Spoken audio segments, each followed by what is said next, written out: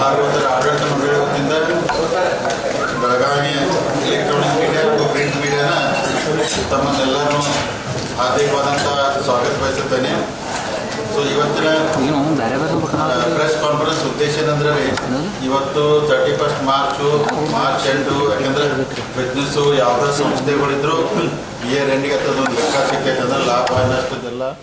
ಅದಕ್ಕೆ ಇಲ್ಲೆಲ್ಲ ಬೆಳಗಾವಿ ಜಿಲ್ಲಾ ಜನರ ಆಶೀರ್ವಾದದಿಂದ, ಸೊ ಎಲ್ಲ ನಮ್ಮ ಆಡಳಿತ ಮಂಡಳಿ ಆಶೀರ್ವಾದದಿಂದ, ಎಲ್ಲ ಸಿಬ್ಬಂದಿ ವರ್ಗ ಆಶೀರ್ವಾದ, ರೈತರ ಆಶೀರ್ವಾದದಿಂದ ಸುಮಾರು ನಾವು ಇವತ್ತು 2 ವರ್ಷ ನಾವು ಕಂಪ್ಲೀಟ್ ಮಾಡ್ತಾಯಿದ್ದೀವಿ ಚೇರ್ಮನ್ ಆಗಿ. ಸೊ ಹೋದ ಸಲ ತಮಗೆಲ್ಲ ಗೊತ್ತಿದ್ದಂಗೆ 13,26 ಲಕ್ಷ ಲಾಭ ಮಾಡಿದ್ವಿ ನಾವು ಹೋದ ಸಲ ರೀ. ಸೊ ಈ ಸಲ ಪ್ರಾಫಿಟ್ ನಮ್ಮದು 12,59 ಲಕ್ಷ ಮಾಡಿದ್ವಿ ಒಂದು ಲಾಭ. ಸೊ ಯಾಕಂದ್ರೆ ಇದನ್ನು ನಿಮಗೆ ಒಂದೇ ಲೆಕ್ಕ ಆಯ್ತು ರೀ. ಹೋದ ಸಲ ಬಿಲ್ಲು ಭಾಳ ಅಂದ್ರೆ ಕಡಿಮೆ ಪ್ರಮಾಣದಾಗ ಕಡಿಮೆ ರೈತರಿಗೆ ರೇಟ್ ಕೊಟ್ಟಿದ್ದು ರೀ. ಅಂದ್ರೆ ಲಡು ಕರ್ನಾಟಕ ಸರ್ಕಾರ ಮುಖ್ಯಮಂತ್ರಿ ಅವರು ಅಂದ್ರೆ 4 ರೂಪಾಯಿ ರೈತ ರೇಟ್ ಜಾಸ್ತಿ ಮಾಡ್ರು. ಅದನ್ನು ಜಾಸ್ತಿ ಮಾಡಿ ಅದಾದ ನಂತರ 1 ರೂಪಾಯಿ ಜಾಸ್ತಿ ಮಾಡಿ ರೈತರಿಗೆ ರೇಟ್ ನಾವು ಜಾಸ್ತಿ ಕೊಟ್ಟ ನಂತರನೂ ರೀ 12.5 ಅಂದ್ರೆ ಕೋಟಿ ಲಾಭ ಮಾಡಿದ್ವು ನಾವು. ಅಕಸ್ಮಾತ್ ಏನಾರು ನಾವು 2 ರೂಪಾಯಿ ಇನ್ನೂ ಕಡಿಮೆ ಕೊಡ್ತಿದ್ದು ರೈತರಿಗೆ ಅಂದರೆ 20 ಕೋಟಿ ಮೇಲ್ಪಟ್ಟು ಲಾಭ ಆಗ್ತಿತ್ತು. ಅಂದ್ರೆ ಒಳ್ಳೆಯ ಲಾಭ ಆಗೈತಿ.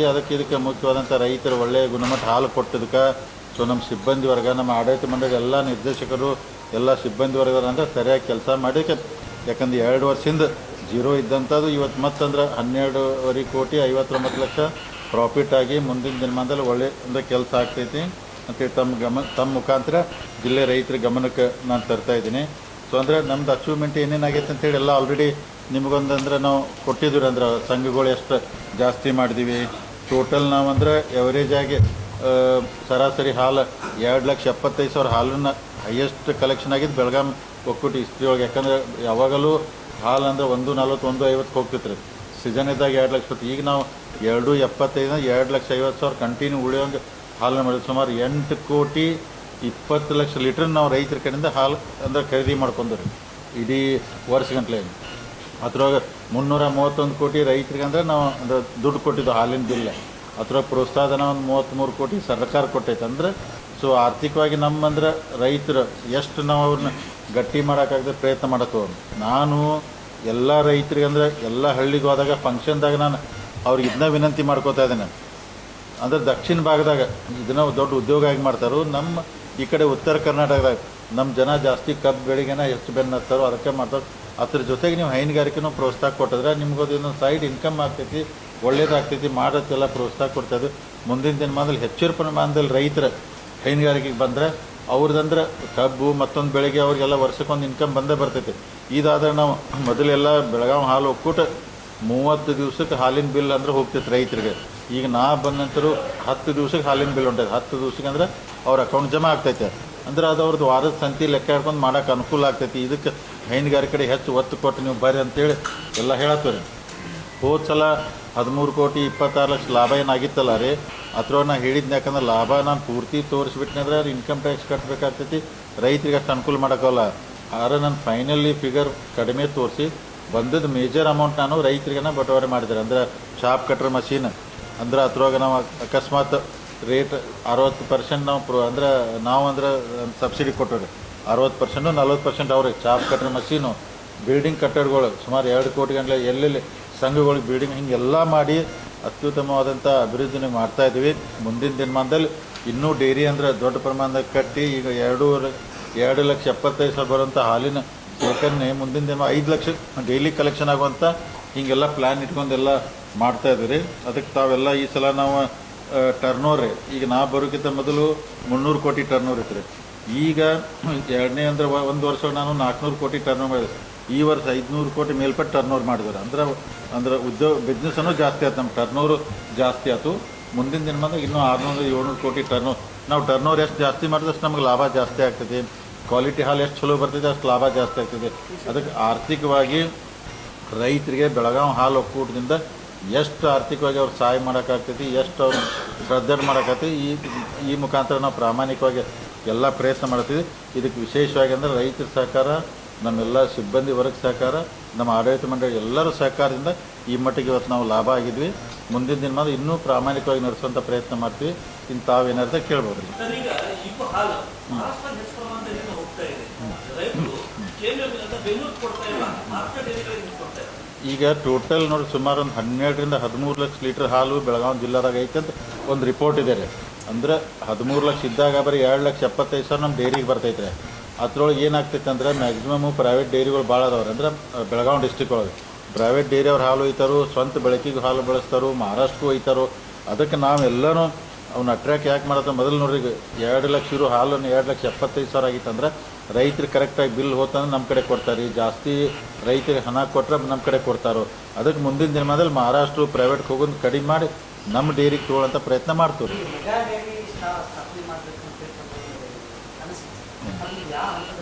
ಈಗಂದ್ರೆ ಏನಾಗಿದೆ ಅಲ್ಲಿ ಟೋಟಲ್ ನಮ್ಮ ಮಾರುತಲ್ಲಿ 19 ಎಕರೆ ನಮ್ಮ ಲ್ಯಾಂಡ್ ಇದೆ ಅಲ್ಲಿ. ಅಂದ್ರೆ ವೆಟರ್ನರಿ ಡಿಪಾರ್ಟ್ಮೆಂಟು ನಮಗೆ ಲೀಸ್ ಕೊಟ್ಟಾರ. ಅದು ನಾ ಗೌರ್ಮೆಂಟ್ ಆಫ್ ಕರ್ನಾಟಕ ಏನು ರಿಕ್ವೆಸ್ಟ್ ಮಾಡಿದ್ದೀನಿ, ಆ ಲ್ಯಾಂಡನ್ನು ನೀವು ಲೀಸ್ ಅಂತ ಇಡಬೇಡ್ರಿ, ನಮ್ಮ ಒಕ್ಕೂಟ ಕೊಡ್ರಿ. ಅಂದ್ರೆ ದಕ್ಷಿಣ ಒಳಗೆಲ್ಲ ಕೋಲಾರ, ಬೆಂಗಳೂರು ಆ ಜಮೀನುಗಳೆಲ್ಲ ನೀವು ಅವ್ರಿಗೆ ಕೊಟ್ಟಿದ್ರಿ ಡೈರಿಗೆ. ನನಗೆ ಈ ಜಮೀನನ್ನು ವಾಪಸ್ ನಮ್ಮ ಹಸ್ತಾಂತರ ಮಾಡಿರಿ, ನಮ್ಮದೇ ಜಮೀನು ಅಂತೇಳಿ ಬೆಳಗಾವಿ ಡೈರಿಗೆ ನೀವು ಕೊಡ್ಬೇಕಂತ ಫೈಲ್ ಮೂಮೆಂಟ್ ಅದು ಪ್ರೊಸೆಸ್ ಎಲ್ಲ ಮುಗಿದ ನಂತರ ಆಮೇಲೆ ಅಲ್ಲೇ ಅದೇ ಜಾಗದಾಗ ರೀ ಡೈರಿ ಕಟ್ಟೋದೆಲ್ಲ ಪ್ಲ್ಯಾನ್ ಐತದ್ರಿ.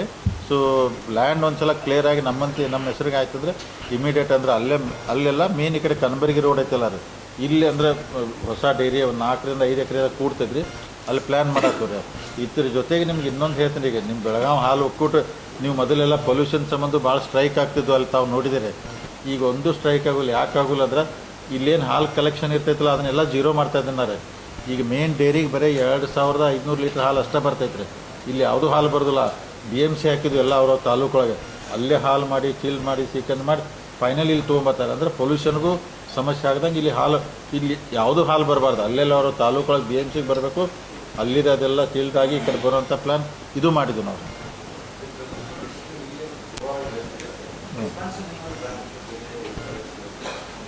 ಗೋವಾ ರೀ ಮಾರ್ಕೆಟ್ ರೀ.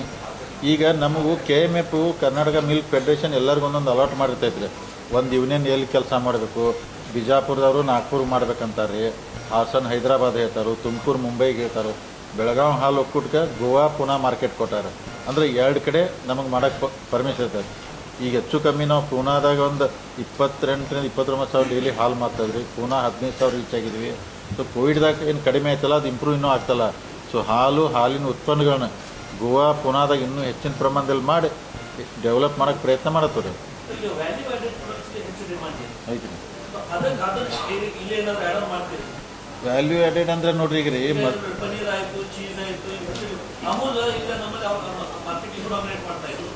ಈಗ ರೀ ಕೇರಿಗೆ ಮೊದಲು ಒಂದು 10 ಟನ್ ತುಪ್ಪ ತೆಗಿತೀರಿ ನಮ್ಮಲ್ಲಿ 2 ವರ್ಷದಿಂದ. ಇವತ್ತು ನಾವು ತಿಂಗಳಿಗೆ 60 ಟನ್ ತುಪ್ಪ ತೆಗಿತಾ ಇದ್ರೆ ಅಂದ್ರೆ 6,000 kg ತುಪ್ಪ ತೆಗಿಯತ್ತವ್ರಿ. ಪನ್ನೀರ್ ಹೈಯೆಸ್ಟ್ ನಾವು ಮಾಡತ್ತೀವಿ. ನಿಮ್ಗೆ ಹತ್ರ ಡಿಟೇಲ್ದಾಗ ಪ್ರೆಸ್ ನೋಡ್ದಾಗ ಕೊಟ್ಟಂದ್ರೆ ಪನ್ನೀರ್ ಹೈಯೆಸ್ಟ್. ನೀವು ಹೇಳ್ದಂಗೆ ಹಾಲು ಮಾರಿ ಲಾಭ ಮಾಡೋಕ್ಕಿಂತ ಹಾಲಿನ ಉತ್ಪನ್ನಗಳನ್ನ ಮಾಡಿದ್ರೆ ಹೆಚ್ಚು ಲಾಭ ಆಗ್ತೈತಿ, ರೈತರಿಗೆ ಅನುಕೂಲ ಆಗ್ತೈತಿ. ಮುಂದಿನ ಅದಕ್ಕೆ ಅಂದರೆ ಆ ಹೆಚ್ಚಿನ ಪ್ರಾಡಕ್ಟ್ ಎಲ್ಲ ತುಪ್ಪ, ಪನ್ನೀರು ಮತ್ತು ಇನ್ನೂ ಬೇರೆ ಬೇರೆ ಎಲ್ಲ ಮಾಡ್ತಾ ಇದ್ದಾರೆ. ಅಂದರೆ ಬೈ ಪ್ರಾಡಕ್ಟ್ ಜಾಸ್ತಿ ಹೋಗ್ತು ನಾವು.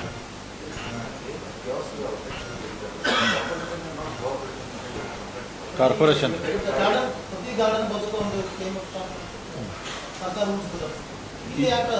ಅಲ್ಲ ಇದೇ ರೀ ಮೊದಲು ಭಾಳ ಕಡಿಮೆ ಆದ್ದು ಬೆಳಗಾವಿದಾಗ. ಈಗ ನಾವು ಬಂದಂತಾರೆ ಆಲ್ಮೋಸ್ಟ್ ಆಲ್ ಎಲ್ಲನೂ ಮಾಡಿ.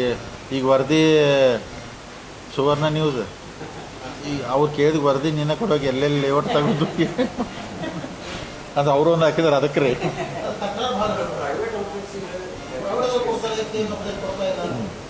ಅಲ್ಲಲ್ರಿ ಈಗ ಅವ್ರಿಗೆ ಏನಾಗಿದೆ ರೀ, ಕಾರ್ಪೊರೇಷನ್ ಮೊದಲು ಸಹಕಾರ ಮಾಡ್ತಿರಕಿಲ್ಲ ಅಂತ ಸಹಕಾರ ಇತ್ತು.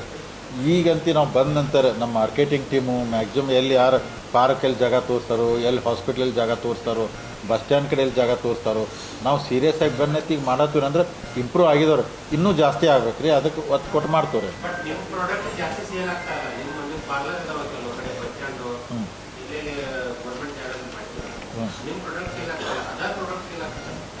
ನಮ್ಮ ಇದ್ರೊಳಗೆ ರೀ ನಂದಿನಿ ಇದ್ರೊಳಗೆ ಅಂದ್ರೆ ಈಗ ಬೆಳಗಾವಿ ನೋಡಿ ಏನಾಗ್ತೈತಿ, ಕೆಲವೊಂದು NNP ಹತ್ತಿರ್ತೈತೆ ರೀ. ಅಂದ್ರೆ ನಂದಿನಿ ಅಂದರೆ ಪ್ರಾಡಕ್ಟು ಅಲ್ಲಿದ್ದು ಬೆಂಗಳೂರಿಂದ ಆಗಿ ಬರ್ತೈತೆ ರೀ. ಈಗ ನಾವು ಇಲ್ಲಿ ಪೇಡ ತಯಾರು ಮಾಡ್ತೀವಿ ಅಥವಾ ಮೈಸೂರು ಪಾಕ್ ಮಾಡ್ತೀವಿ, ತುಪ್ಪ ಮಾಡ್ತೀವಿ, ಪನ್ನೀರು ಇಷ್ಟು ನಾವು ಇಲ್ಲೆಲ್ಲ ಸಿಗ್ತದೆ, ಲಸ್ಸಿ ಇರ್ತೈತಿ. ಕೆಲವೊಂದೆಲ್ಲ ಡಿಪೋದಿಂದ KMFನಿಂದ ಬರಬೇಕಾಗ್ತೈತಿ. ಇವ್ರು ಇಂಡೆಂಟ್ ಹಾಕಿರ್ತಾರೆ ಅವ್ರ ಸಪ್ಲೈ ಕಡಿಮೆ ಇರೋದು ಸ್ವಲ್ಪ ತೊಂದರೆ ಆಗತ್ತೈತೆ. ಅದು ಮುಂದಿನ ದಿನ ಆಗಿ ಬರತ್ತೆ. ಅಲ್ಲಿ ಮಾರ್ಕೆಟಿಂಗ್ ಟೀಮ್ಗೆ ಹೇಳಿದ್ವು ನಾವ್ರೆ 5-6 ಪ್ರಾಡಕ್ಟ್ ನಾವು ಮಾಡ್ತೀವಿ, ಅದನ್ನು ಇಲ್ಲಿ ಇರ್ತೈತೆ. ಅದನ್ನು ಅದು ಅಲ್ಲ ಟೋಟಲ್ ಅಂದ್ರೆ ಈಗ KMFದು ಇಲ್ಲಿ ಮಾಡೋದು ಈಗ ನೋಡ್ರಿ, ಮೇಜರಾಗಿ ತುಪ್ಪ ಮಾಡ್ತೀವ್ರಿ, ಪನ್ನೀರ್ ಮಾಡ್ತೀವ್ರಿ, ಪೇಡ ಮಾಡ್ತೀವ್ರಿ, ಆಮೇಲೆ ಮೈಸೂರು ಪಾಕ್ ರೀ, ಲಸ್ಸಿ ಇದೆ ರೀ, ಮಜ್ಜಿಗೆ ರೀ, ಮೊಸರಂತಿ ಈಗ ಬಕೆಟ್ ಮೊಸರಂತಿ ಇಷ್ಟು ಫೇಮಸ್ ಆಗಿತ್ತು ನಮ್ಮದು ರೀ. 5 kgದು ಬಕೆಟ್ ಮೊಸರು ಹಿಂಗೆಲ್ಲ ಮಾಡಾಕತ್ತೀವಿ. ಮತ್ತು ಕುಂದಾಂತಿ ಫೇಮಸ್ ಐತಿ ಬೆಳಗಾಮ್ದು.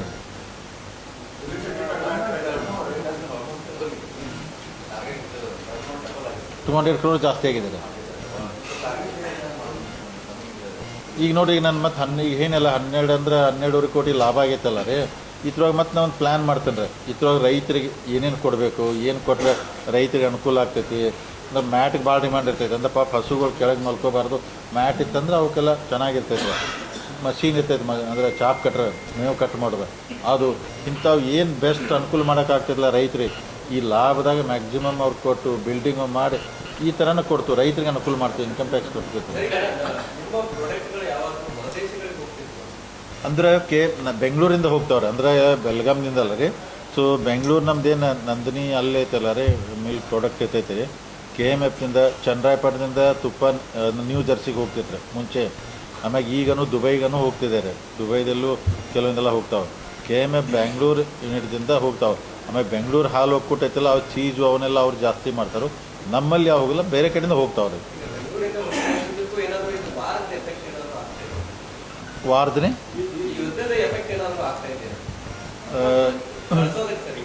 ಇವತ್ತಿನ ತನಕ ಏನಾಗಿಲ್ಲ ರೀ.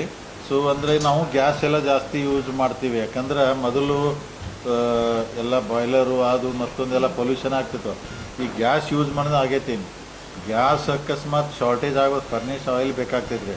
ಅದನ್ನಷ್ಟು ಅಡ್ವಾನ್ಸ್ ಆಗಿ ತರಿಸಿಟ್ಕೊಂಡ್ರೆ ಅಕಸ್ಮಾತ್ ಗ್ಯಾಸ್ ಏನಾರು ಶಾರ್ಟೇಜ್ ಆತಂದ್ರೆ ಅದ್ರ ಮ್ಯಾಗ ಮಾಡ್ಬೇಕಂತೇಳಿ ಯುದ್ಧದ ಇಫೆಕ್ಟ್ ಇಲ್ಲಿ ತನಕ ಆಗಿಲ್ಲ ರೀ. ಮುಂದೆ ಗೊತ್ತಿಲ್ಲ. ಆದರೂ ದೇವ್ರ ದಯದಿಂದ ಬೇಗನೆ ಯುದ್ಧ ಮುಗಿಬೇಕಂತೇಳಿ ನಮ್ಮ ಆಸೆ. ಮುಗೀತಂದ್ರೆ ಎಲ್ಲನೂ ಆ್ಯಸ್ ಇಟ್ ಈಸ್ ಮತ್ತು ಜನಕ್ಕೆಲ್ಲ ಒಳ್ಳೇದಾಗ್ತೈತಲ್ಲ ರೀ. ಇಲ್ಲ, ಅದು ಇಲ್ಲಿ ತನಕ ಆಗಿಲ್ಲ ರೀ. ಅದಕ್ಕೆ ಫರ್ನಿಶ್ ಆಯಿಲ್ ನಾವು ಎಕ್ಸ್ಟ್ರಾ ಮುಂಬೈದಿಂದ ತರಿಸ್ಕೊಂಡ್ರೆ ಏನಾರು ಬಂತಂದ್ರೆ ಅದನ್ನು ಯೂಸ್ ಮಾಡೋಣ ಅಂತೇಳಿ ಅದು ಮಾಡಿದ್ದೀವಿ ರೀ. ಸೊ ನಮ್ಮ ಪ್ರಾಡಕ್ಟ್ ಅಂದ್ರೆ ಪೂನಾ, ಗೋವಾ, ಬೆಳಗಾಮಲ್ಲಿ ಇಲ್ಲಿ ತನಕ ಇಫೆಕ್ಟ್ ಏನೂ ಆಗಿಲ್ಲ ರೀ. ಅಂದ್ರೆ ತುಪ್ಪ ಗಿಪ್ಪ ಜಾಸ್ತಿಯಾಗೇ ಸೇಲ್ ಆಗ್ತದೆ.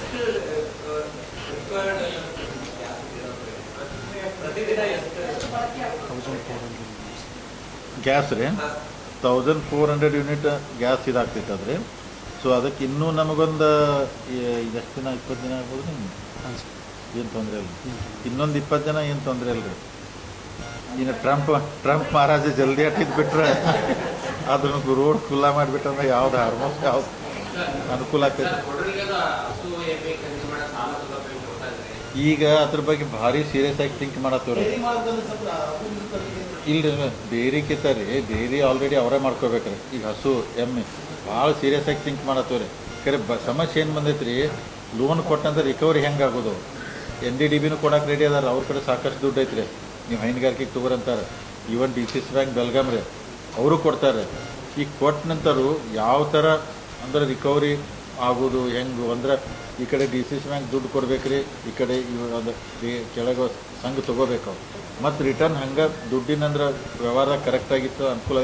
ಸೀರಿಯಸ್ ಆಗಿ ಥಿಂಕ್ ಮಾಡತ್ತವ್ರಿ. ಹಂಗೆ ಯಾರ ಪ್ರಾಮಾಣಿಕವಾಗಿ ಮಾಡ್ತು ಅಂದ್ರೆ ಮುಂದೆ NDDBನೂ ಅಥವಾ DCS ಬ್ಯಾಂಕಿನ ಮಾಡ್ತಾರೆ. ಮಾಡ್ತಾರಲ್ರಿ. ಅಂದ್ರೆ ರಿಕವರಿದ ಸಮಸ್ಯೆ ರೀ. ಅದಕ್ಕೆ ನಾವು ಸೀರಿಯಸ್ ಆಗಿ ಮಾಡ್ತೀವಿ. ಅದನ್ನು ಥಿಂಕ್ ಮಾಡಿ ಯಾರು ಇಂಟ್ರೆಸ್ಟ್ ಆಗಿ ತೊಗೋತು ಅಂತಾರಲ್ಲ, ಒಂದು ಸಲ ನಾವು ಎಲ್ಲನೂ ಕರೆದಾಗ ಒಂದು ಕೇಳ್ತವ್ರಿ ಎಲ್ಲ ರೈತರಿಗೆ. ಈಗ ನಮ್ದು ಹೆಂಗಾರೆ ಜನರಲ್ ಬಾಡಿ ಬರೋಕ್ಕಿಂತ ಮೊದಲು ಎಲ್ಲ ಕಡೆ ಒಂದು ರೀಜ್ನಲ್ ಮೀಟಿಂಗ್ ಇರ್ತೈತೆ. ಅಲ್ಲೆಲ್ಲ ವಿಶೇಷ ಚರ್ಚೆ ಮಾಡ್ತಾರೆ. ಹಂಗೆ ಯಾರು ಇಂಟ್ರೆಸ್ಟ್ ಇದ್ರೆ ನಾವು ಡೆಫಿನೆಟಾಗಿ ಅನುಕೂಲ ಮಾಡ್ತೀವಿ. ಸಿಗೋದಿಲ್ಲ. ನಾ ಏನಿಲ್ಲ, ತೊಗೊಂಡವ್ರು ಮಾಡಿಬಿಟ್ರೆ ರೀ, ಅವ್ರು ದಿವ್ಸಕ್ಕೆ 5-6 ಲೀಟ್ರ್ ಹಾಲು ಹಾಕಿಬಿಟ್ರು ಅವ್ರಿಗೆ ಆರಾಮಾಗಿ ಅವ್ರ ಜೀವನ ನಡ್ಕೊಂಡು ಹೋಗ್ತೈತಿ. ಲೋನು ಕಟ್ಬೋದು. ನೀವು ಹೇಳ್ದಂಗೆ ಅದನ್ನು ರೈತರಿಗೆ ಒಳ್ಳೆಯ ವಿಷಯ ಐತಿ. ನಾವು ಸೀರಿಯಸ್ ಆಗಿ ಟ್ರೈ ಮಾಡ್ತೀವಿ. 12ರಿಂದ 13 ರೀ. 2,75,000 ಇವತ್ತಿಗೆ ರೀ. ಗ್ರಾಹಕರನ್ನ ಅನ್ನೋಕ್ಕಿಂತ ರೀ ನಾವು ರೈತರನ್ನ ಅಟ್ರಾಕ್ಷನ್ ಮಾಡ್ಬೇಕ್ರೆ. ರೈತರನ್ನ ಏನಾಗೈತೆ ರೀ, ನಾ ಏನಿಲ್ಲ ರೀ, ಮೊದಲು 30 ದಿವ್ಸಕ್ಕೆ ಬಿಲ್ ಹೋದಾಗ ಪ್ರೈವೇಟ್ದವ್ ಬಂದು ಕೈಯಾಗ ದುಡ್ಡು ಕೊಟ್ಟು ಹಾಲು ತೊಗೊಂಡು ಹೋಗ್ತಿದ್ದೆ ಅದಕ್ಕೂ ಜನ ಆ ಕಡೆ ಹೋಗ್ತಾರೆ. ಈಗ ನಾವು 10 ದಿವ್ಸಕ್ಕೆ ಬಿಲ್ ಕೊಡ್ತಾ ಇದ್ದಾರೆ. ಇನ್ನೊಂದೇನು ರೈತರಿಗೆ ಅನುಕೂಲತೆ ಅಂದ್ರೆ ನಮ್ಮ ಏನು ಹಾಲು ನಾವು 34-35 ರೂಪಾಯಿ ಕೊಡ್ತಿಲ್ಲ ಅದ್ರ 5 ರೂಪಾಯಿ ಪ್ರೋತ್ಸಾಹನ ಬರ್ತದೆ ಗೌರ್ಮೆಂಟ್ ಅಂದ್ರೆ ಅವಾಗ ಇಲ್ಲಪ್ಪ ಒಂದು 5 ರೂಪಾಯಿ ಎಕ್ಸ್ಟ್ರಾ ನಮಗೆ ಸಿಗ್ತೈತೆ ಅಂತ ಹೇಳಿ ಅಂತಾರೆ. ನಾವು ಆದಷ್ಟು ರೈತನ ಅಟ್ರ್ಯಾಕ್ಟ್ ಮಾಡಬೇಕು, ಚಲೋ ಅವ್ರಿಗೆ ಯೋಗ್ಯತರ ದರ ಕೊಡಬೇಕು, ಜಲ್ದಿ ಬಿಲ್ ಕೊಟ್ರೆ ರೀ 100% ನನಗೆ ಮುಂದಿನ ವರ್ಷ ಈಗೇನೋ 27 ಮುಂದಿನ ವರ್ಷ 3 ಲಕ್ಷ ಆಗ್ತೈತೆ ಅಂತ ನನಗೆ ವಿಶ್ವಾಸ ಇದೆ ರೀ. ಹಂಗೆ ಟ್ರೈ ಮಾಡ್ಕೊತ ಹೋಗ್ತಾರೆ. ಅದು ಅಲ್ಲಿ ಏನಿಲ್ಲ ಅವ್ರಿಗೆ ಬೇಗನೆ ಬಿಲ್ ಸಿಗ್ತೈತೆ ರೀ. ಆಮೇಲೆ ಅವ್ರಿಗೆ ಈಗ ನಾವು ಕ್ವಾಲಿಟಿ ಒಳಗೆ ಭಾಳ ಟೈಟ್ ಅದವ್ರಿಗೆ ರೀ, ಕ್ವಾಲಿಟಿ ರಿಜೆಕ್ಟ್ ಮಾಡಿಬಿಡ್ತೀವಿ. ಅವ್ರು ಪ್ರೈವೇಟ್ದಾರು ಹೆಚ್ಚು ಕಮ್ಮಿ ತೊಗೊಂಡ್ಬಿಡ್ತಾರೆ. ಅದು ಹಿಂಗೆಲ್ಲ 3-4 ಇಶ್ಯೂ ಅದಾವೆ ರೀ, ಅದಕ್ಕೆ ಆ ಕಡೆ ಹೋಗ್ತಿರ್ತಾರೆ. ಆದರೂ ರೈತರು ಕನ್ವಿನ್ಸ್ ಮಾಡತ್ತವ್ರಿ.